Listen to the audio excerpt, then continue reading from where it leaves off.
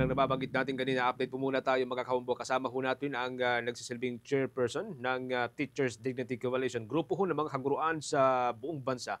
At ito ho'y kaugnay doon ho sa controversial nga na budget ng Department of Education o ng Education Sector for 2025. Si Ginoong Benjo Basas, magandang tanghali po sa inyo. Welcome sa Bombo Radio Philippines. Si Bombo Genesis po ito, kasama ho natin si Bombo Victor. Kamusta ho kayo, sir? Yes, magandang umaga po, no, Sir Genesis and Sir Victor. Morning po sa lahat ng nakikinig natin. Thank you so much for joining us uli, Sir Benjo. Ano? Naging controversial nga po ito pong budget ng Department of Education. Ano? Pagkatapos ho nung pag-aproba ng Bicameral Conference Committee doon sa kanilang report. And then after that ay yun pong kumalat na hanggang sa 12 million o billion pesos yung tinanggal po na budget. Ano? And then after that, yun pong inaprubahan lately ni Pangulong Marcos na 2025 budget ho natin. Pero parang kulang pa po yata. No? Yun pong budget para ho rito, which is hanggang 1.05 trillion pesos. Anong take ho ninyo sa kabuuan po na budget ng Department of Education for 2025, sir?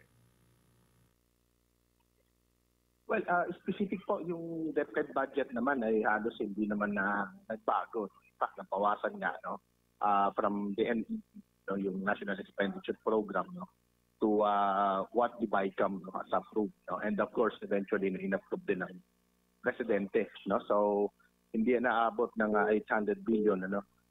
Ang tinutukoy na 1.05 trillion ay yung budget ng buong education sector, no.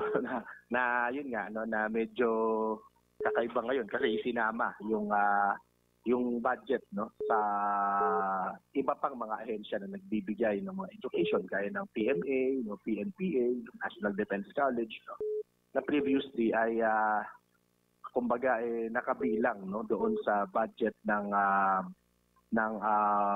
DILG at ng DND, no, respective. So ngayon medyo nakakagulat, no. Parang ginawa lang ito, no, sa Jennifer Victor, ginawa lang para mag-appear, no, na yung budget ng education sector ay pinakamataas, no, at ibinilang, no, dito sa tinatawag na education sector itong mga ahensya na ito, no, na traditionally ay hindi naman talaga kasali, no, dito sa budget ng education sector. You're saying, sir, ay parang ginawang pantakip butas, ano, yung budget ng PMA, PNPA sa ilalim ng Department of Education para masabi na, well, pinakamataas pa rin ang education na budget kahit na hindi naman. May plano ho tayo dito, about to dito? Yes, talaga ito ay inikutan lang talaga yung batas, no. Masabi lang, no. In fact, token din yan, no. Kaya kasi yun na nga, no, inikutan na nga lang, sinama yung iba't ibang ahensya, no. Pati yung pampasweldo isinama, no. Tapos lumabas ay napakalit pa rin, no, 1.05 trillion against 1.03 trillion, no, for DPWH, no. So lalabas DPWH pa rin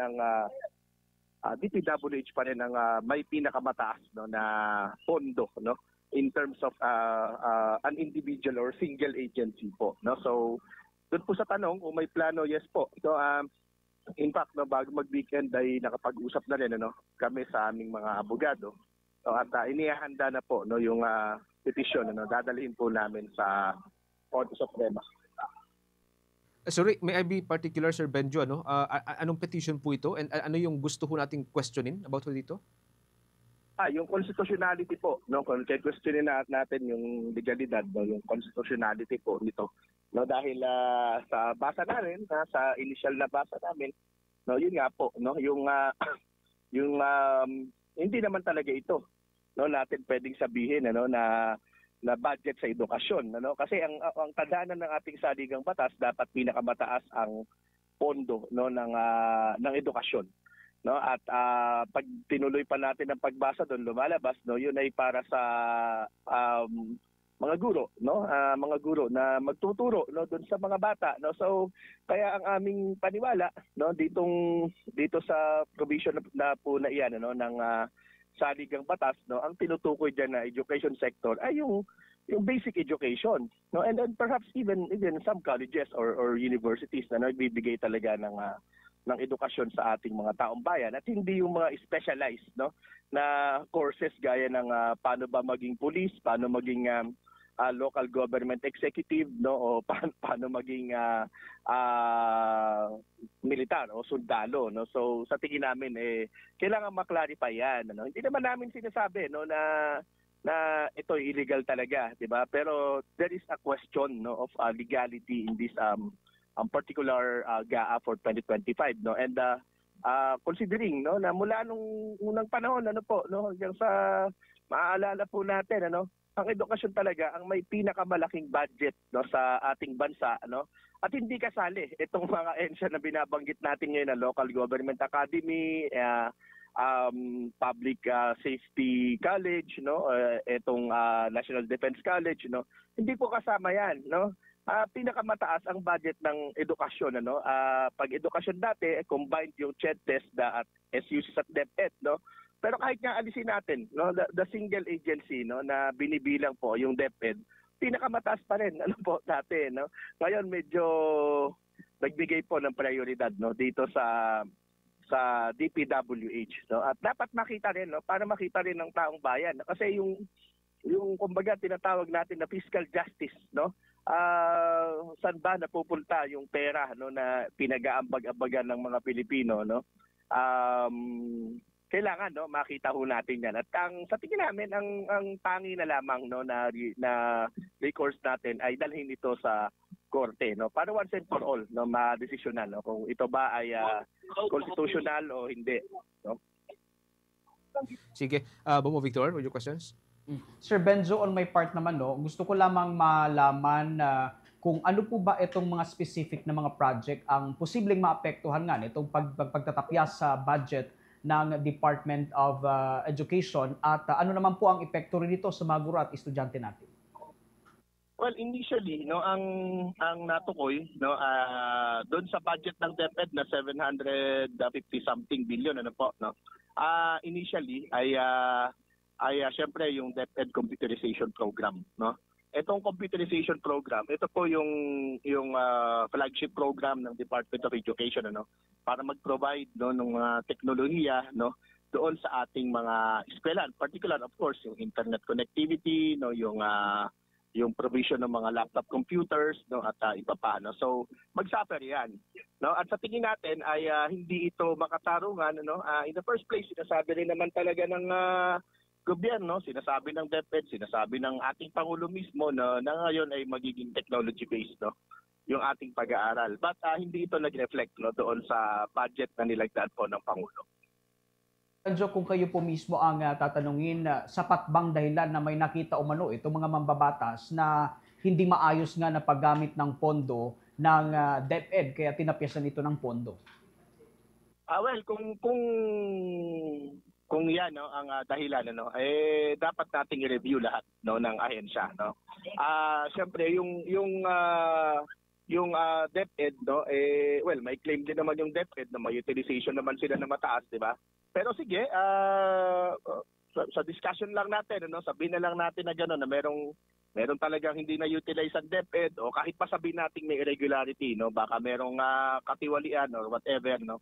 At mahaba itong istorya na ito, no, mula 2021, ano, ay problema na yan, ano, dito sa DepEd computerization program. Hindi po kami pumipikit diyan, ano, hindi namin pinagtatanggol ang DepEd dahil gusto lang namin ipagtanggol, ano po. Ang sinasabi ho namin dito ay kailangan natin din, ano, na i-review, no, itong paano ginagasta ito ng DepEd. In fact, noong 2022 nagkaroon na po, no, ng congressional hearing tungkol diyan, ano, sa computerization program din, ano. At nakita nga, 'di ba?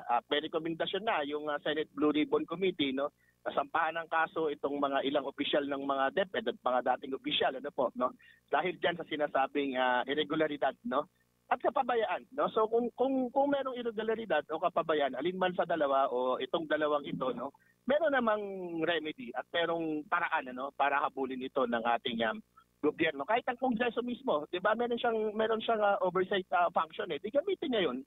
'Di ba? At tsaka siya magpasya, no, ng pagsasampa o magrekomenda ng pagsasampa ng kaso sa mga kung sino man, ano, na mapipinpoint natin. Pero hindi solusyon, ano, na sabihin, ano, na dahil hindi niyo nagawa ang dapat niyo gawin, huwag na kayo bigyan ng budget kasi babalik yan sa Kongreso.